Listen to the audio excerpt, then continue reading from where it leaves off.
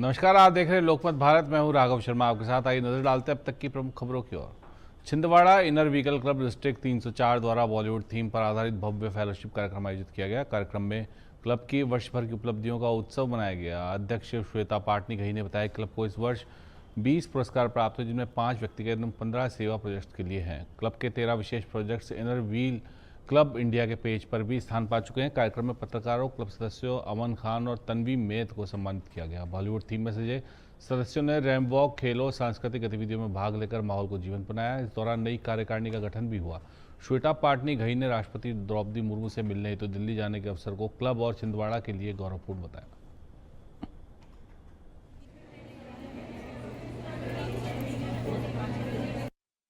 आज इस award ceremony में हमने हमारे क्लब के सभी सदस्यों को और सम्मानीय मीडिया को सम्मानित किया है। आप ही के माध्यम से हम अपने कार्यों को जन जन तक पहुंचाते हैं, तो उन सभी चीजों के लिए मैं आप सबका हृदय से आभार व्यक्त करती हूँ।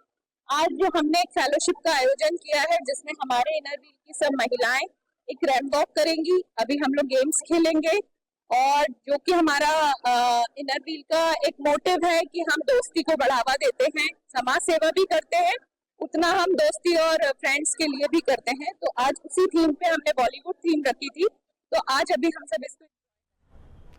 उधर निवाड़ी जिले की स्वास्थ्य व्यवस्थाओं पर एक बार फिर से सवाल उठने लगे हैं। रेबीज वैक्सीन की कमी को लेकर सोशल मीडिया पर एक वीडियो तेजी से वायरल हो रहा है। ओरछा निवासी मयंक गुप्ता ने आरोप लगाया कि कुत्ते के काटने के बाद उन्हें समय पर रेबीज का इंजेक्शन नहीं मिल पाया।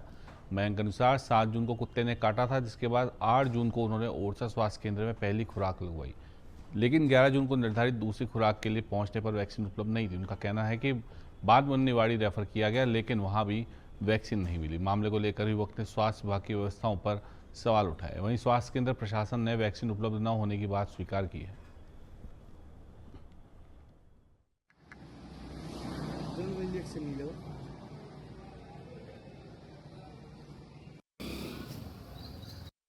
उन्होंने मुझे बताया था कि आज 8 के बाद 3 दिन का वेट करना है, 11 को आपको दूसरी डोज लगेगी। तो आपने जो अस्पताल के डॉक्टर हैं उन्होंने पर्ची में भी लिख के भी दिया आपको? हाँ, मैंने फिर उनसे लिखा कि आप लिख दीजिए इसमें नॉन अवेलेबल, तो उन्होंने नॉन अवेलेबल लिख दिया और डिस्ट्रिक्ट हॉस्पिटल के लिए निवाड़ी के लिए रेफर कर दिया, लेकिन वहाँ पे भी वैक्सीन अवेलेबल नहीं है। और अब मुझे ये डर है कि दूसरी कंपनी या प्राइवेट वैक्सीन लगवाऊंगा तो उससे कोई दिक्कत हो सकती है।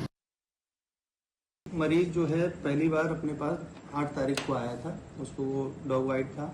उसके बाद जो रूटीन के इंजेक्शन चलते हैं डॉग वाइट के, उस हिसाब से उसको लिखा गया। तो नेक्स्ट डे उसकी 3 दिन बाद 11 तारीख को थी, पर वो 11 को जब आया तो अपने यहाँ पे NHM कर्मचारी पूरे मध्य प्रदेश में हड़ताल पर थे, जिस कारण जो वैक्सीन का शॉर्टेज उस टाइम पर स्टार्ट हुआ और जो आज दिनांक तक पूरा नहीं हुआ है। उसके लिए ऊपर डिमांड करी गई है, लेकिन कोल्ड चेन प्रभावित होने की वजह से उधर से ही नहीं आया। जिले में किसानों को यूरिया और DAP खाद की कमी को लेकर जिला कांग्रेस कमेटी का अनिश्चितकालीन भूख हड़ताल धरना दूसरे दिन भी जारी रहा। इस दौरान कांग्रेस नेताओं और कार्यकर्ताओं ने भाजपा सरकार को सद्बुद्धि प्रदान करने की कामना से यज्ञ का आयोजन किया। यज्ञ में प्रधानमंत्री नरेंद्र मोदी, मध्य प्रदेश के मुख्यमंत्री मोहन यादव तथा जिला प्रशासन को किसान की समस्याओं के समाधान के लिए सद्बुद्धि मिलने की प्रार्थना की गई। कांग्रेस नेताओं ने आरोप लगाया कि खाद की कमी और टोकन व्यवस्था के कारण किसानों को पर्याप्त खाद नहीं मिल रही है। धरना स्थल पर किसानों की समस्याएं सुनी गई तथा केंद्र और राज्य सरकार के खिलाफ नारेबाजी की गई। कांग्रेस ने चेतावनी दी कि यदि खाद्य संकट का शीघ्र समाधान नहीं हुआ तो सड़क जाम, जेल भरो आंदोलन और व्यापक जन आंदोलन शुरू किया जाएगा।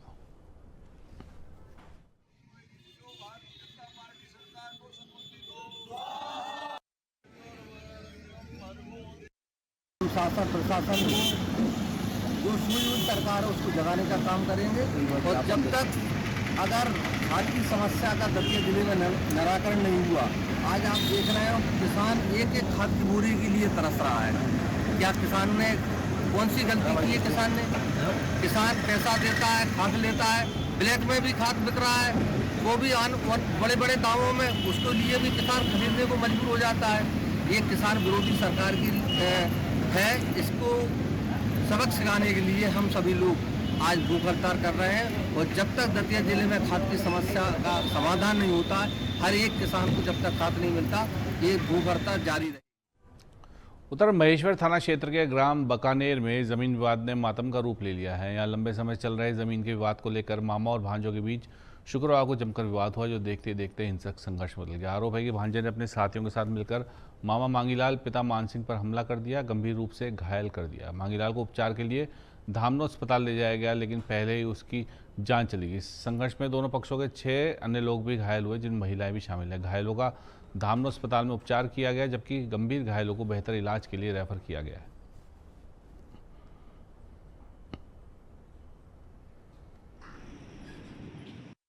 मामा है मांगीलाल, ये कल झगड़े में इनकी मृत्यु हो गई है और ये इनके भांजे जो जीवन, कालू, भारत, गब्बर, इनके द्वारा इस पर हमला किया गया, जिससे इसकी धामनोद अस्पताल में मृत्यु हो गई है। वहाँ से हमको जांच रिपोर्ट प्राप्त हुई धामनोद थाने से। इस पर हमने महेश्वर में हत्या का प्रकरण दर्ज किया है। उधर भारत सरकार के खेल मंत्रालय एवं भारतीय साइकिलिंग महासंघ के निर्देशानुसार अस्मिता महिला साइकिल प्रतियोगिता का आयोजन नागपुर रोड स्थित इनर ग्राउंड से इमलीखेड़ा चौक तक किया गया। इसमें विभिन्न विकास खंडों के लगभग 100 महिला खिलाड़ियों ने भाग लिया और जागरूकता हेतु साइकिल रैली भी निकाली। कार्यक्रम में साइकिलिंग संघ अध्यक्ष सांसद विवेक बंटी साहू सहित नवीन बारस्कर, अंकुर शुक्ला एवं मध्य प्रदेश साइकिलिंग संघ के BS राजपूत, सचिव PL साहू, राकेश चौरसिया सहित अनेक पदाधिकारी उपस्थित रहे। विजेता एवं उपविजेता खिलाड़ियों को पदक और प्रमाण पत्र देकर सम्मानित किया गया तथा चयनित खिलाड़ियों को संभाग स्तरीय प्रतियोगिता में भाग लेने का अवसर मिलेगा।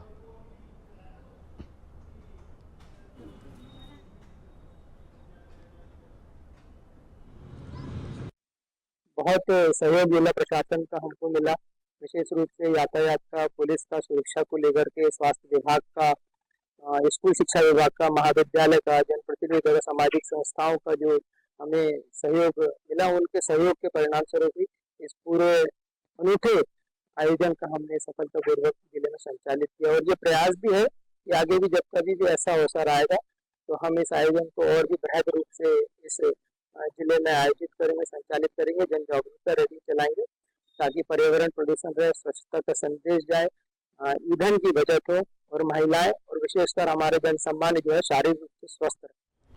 उधर भगवानपुरा तहसील परिसर में दगड़खेड़ी के किसान पिछले 7 दिनों से जमीन के मालिकाना हक की मांग को लेकर धरने पर बैठे हैं। रविवार को क्षेत्रीय विधायक केदार डावर ने पहुंचकर किसानों की समस्याएं सुनी और कहा कि किसी भी किसान को उसकी जमीन से नहीं हटाया जाएगा। उन्होंने कलेक्टर से फोन पर बात कर सर्वदल गठित करने के निर्देश दिए। SDM ने पटवारी की और RI की टीम बनाकर सीमांकन कराने की बात की। किसानों का कहना है कि उनकी लगभग 500 एकड़ जमीन के दस्तावेज और पट्टे मौजूद है तथा वे वर्षों से खेती कर रहे हैं। प्रशासन द्वारा जमीन शासकीय बताने पर विवाद बढ़ा है। किसान सीमांकन तक आंदोलन जारी रखने पर अड़े हैं।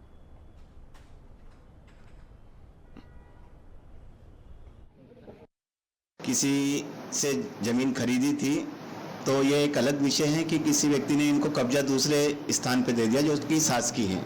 ये निजी मामला है। जो इन्होंने अन्य नंबर बताए वो जो मुख्य रूप से 318 वाली बात चल रही है वो शासकीय है, ऐसा आज भी हमने इन लोगों को बताया है। और ये लोग ये कह रहे हैं कि 318 पे चूँकि किस व्यक्ति का कितनी ज़मीन पर कब्जा है वो उन्हें बताया जाए, तो हम एक दल गठित करेंगे जो कि वो खसरा नंबर 318 का विस्तृत रूप से सर्वे करेगा और ये पाएगा कि उक्त शासकीय जमीन पे कौन कौन लोग काबिज।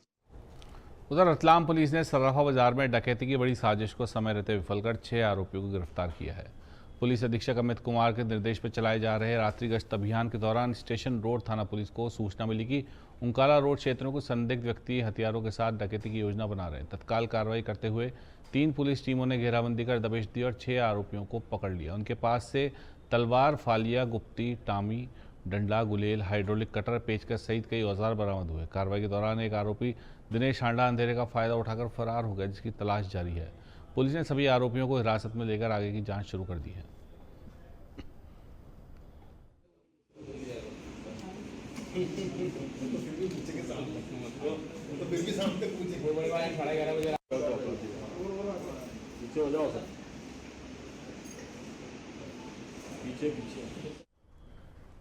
उधर आम आदमी पार्टी जिला इकाई ब्यावर की ओर से विश्व रक्तदान दिवस के अवसर पर स्वैच्छिक रक्तदान शिविर का आयोजन किया गया। यह शिविर शहर के राजकीय अमृत कौर चिकित्सालय परिसर स्थित ब्लड बैंक में जिला अध्यक्ष शौकीत काठात के नेतृत्व में संपन्न हुआ। इस अवसर पर रक्तवीरों ने मानव सेवा के भाव से कुल 36 यूनिट रक्तदान किया। कार्यक्रम में पार्टी पदाधिकारियों, सदस्यों, स्थानीय युवाओं में विशेष उत्साह देखने को मिला। सभी रक्तदाताओं को उनकी सराहनीय सेवा के लिए प्रशस्ति पत्र प्रदान किए गए। जिला अध्यक्ष शौकीन काठात सहित वरिष्ठ पदाधिकारियों ने रक्तदाताओं का सम्मान करते हुए कहा कि रक्तदान सबसे बड़ा दान है जिससे किसी जरूरतमंद की जान बचाई जा सकती है। युवाओं को भविष्य में भी सामाजिक कार्यों में सक्रिय भागीदारी के लिए प्रेरित किया गया।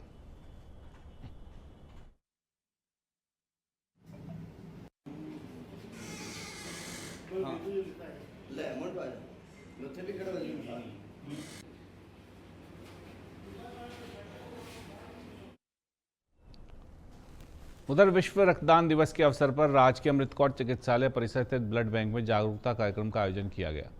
इस दौरान आमजन में रक्तदान के प्रति जागरूकता फैलाने के उद्देश्य से एक रैली निकाली गई। रैली में नर्सिंग स्टूडेंट्स, ब्लड बैंक अधिकारी एवं कर्मचारियों ने बड़ी संख्या में भाग लिया। रैली चिकित्सालय परिसर से प्रारंभ होकर शहर के प्रमुख मार्गों से होती हुई निकली। प्रतिभागियों ने हाथों में रक्तदान, महादान और रक्तदान जीवन दान जैसे प्रेरक स्लोगन लिखी तख्तियां लेकर लोगों को जागरूक किया। कार्यक्रम का मुख्य उद्देश्य रक्तदान को लेकर फैले भ्रम को दूर करना और स्वैच्छिक रक्तदान के लिए प्रेरित करना रहा। रैली में डॉक्टर मुकेश भागवत, आनंद पारीक, देवनारायण सिसोदिया, लक्ष्मण सैनी, खान साहब सहित कई चिकित्सा कर्मियों ने सक्रिय भागीदारी निभाई। यह आयोजन समाज में मानवता और सेवा भावना को बढ़ावा देने की दिशा में महत्वपूर्ण रहा।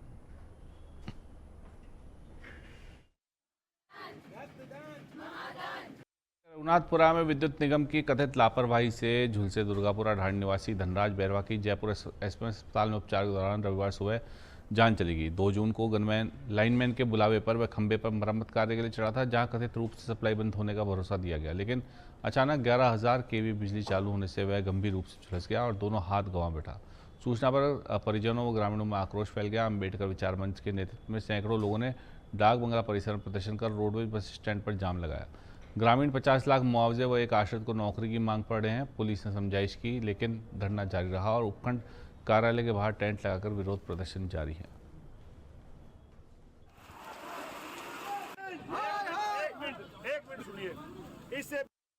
पिछले करीबन 10 दिन पहले एक बहुत बड़ी घटना घटी और उसके लिए हम कलेक्टर मैडम को, एसडीएम मैडम को, सभी को हम जांच के और इसका उनको ज्ञापन भी दे चुके।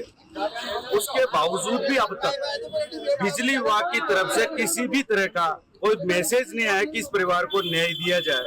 और हद हो गई, अब तो हमारा बच्चा हमारे बीच में नहीं रहा, हमारा भाई हमारे बीच में नहीं रहा। उसके बावजूद भी अब तक किसी तरह का प्रशासन का और बिजली विभाग का एक मैसेज तक नहीं आया कि आपको ये न्याय मिलेगा। जब तक हमारे भाई को अगर न्याय नहीं मिलेगा, जब तक इसी रोड पर यही।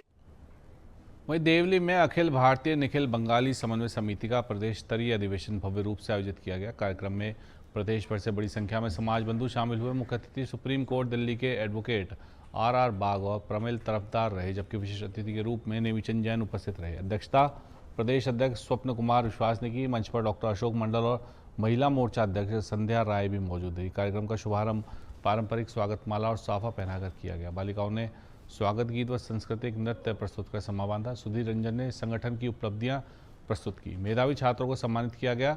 भवतोष मंडल ने मंच संचालन किया। अधिवेशन में समाज की एकजुटता, सांस्कृतिक संरक्षण, भविष्य की योजनाओं पर विस्तृत चर्चा हुई, जिससे आयोजन सफल रहा।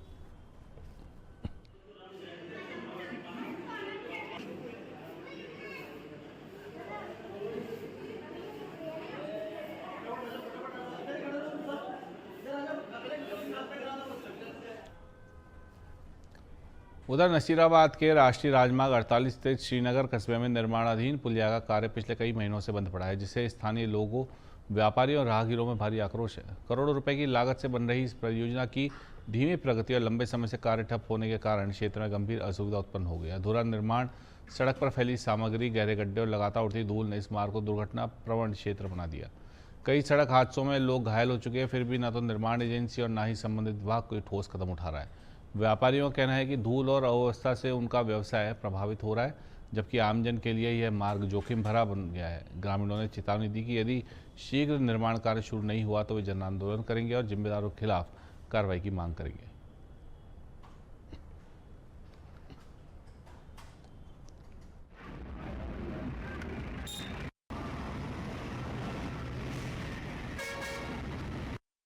श्रीनगर गांव में पुलिया निर्माण का कार्य लगभग 3 से 4 महीने से बंद है। यहाँ पे करीब 30 से 35 हादसे हो चुके हैं। तो मैं ये पूछना चाहता हूँ प्रशासन से, इनकी मौत का जिम्मेदार कौन है? इनकी मौत का जिम्मेदार कौन है? ठेकेदार लोग एसी में बैठ के मजे कर रहे हैं, नेता लोग एसी में मजे कर रहे हैं, गरीब जनता मर रही है यहाँ पे।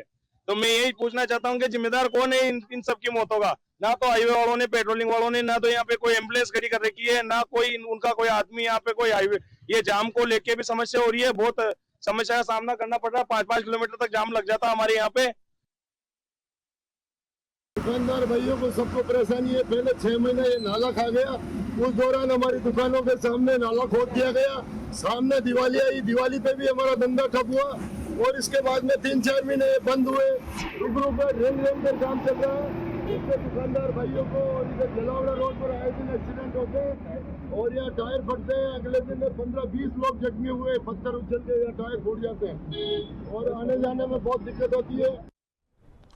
अंतर्राष्ट्रीय योग दिवस 2026 के उपलक्ष्य में आयोजित कार्यक्रमों की श्रृंखला में अंतर्गत योग महोत्सव 2026 कर्टेन रेजर का आयोजन आज राजस्थान हॉस्पिटल जयपुर में अत्यंत उत्साह, अनुशासन, व्यापक जन सहभागिता के साथ संपन्न हुआ। कार्यक्रम का उद्देश्य भारत की प्राचीन योग परंपरा के सार्वभौमिक संदेश को समाज तक पहुंचाते हुए योग के साथ स्वस्थ, सक्रिय एवं गरिमामय वृद्धावस्था की भावना को सशक्त करना था। इस अवसर पर योग को स्वस्थ, संतुलित एवं समग्र जीवन शैली का आधार बताया गया। इस आयोजन में doctor SS Agrawal, chairman Rajasthan hospital limited एवं योग महोत्सव की विशेष उपस्थिति एवं मार्गदर्शन प्राप्त हुआ। उनके साथ सार्वजनिक जीवन, स्वास्थ्य, शिक्षा एवं सामाजिक क्षेत्र से जुड़े अनेक विशेष अतिथि उपस्थित रहे, जिनमें प्रेमचंद बैरवा, विनय कुमार रोहिला, गोपाल शर्मा, रामचंद्र बोरा, मंजू शर्मा, डॉक्टर संजीव शर्मा, जसवीर सिंह प्रमुख रहे। डॉक्टर आदित्य नाग ने कार्यक्रम के सफल आयोजन हेतु सभी अतिथि प्रतिभागियों एवं सहयोगियों के प्रति आभार व्यक्त किया।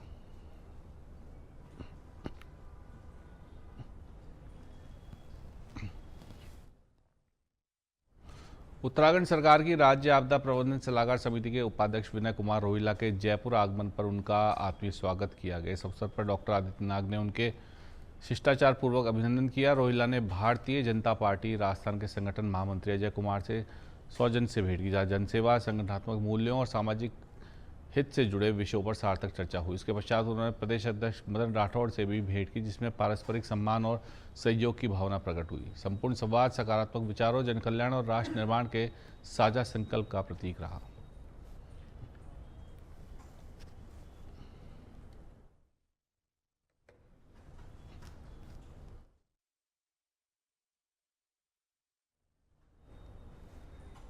इस बुलेटिन में फिलहाल इतना ही। और खबरों और ताज़ा अपडेट्स के लिए बने रहिए हमारे साथ। देखते रहिए लोकमत भारत, साथ सच का।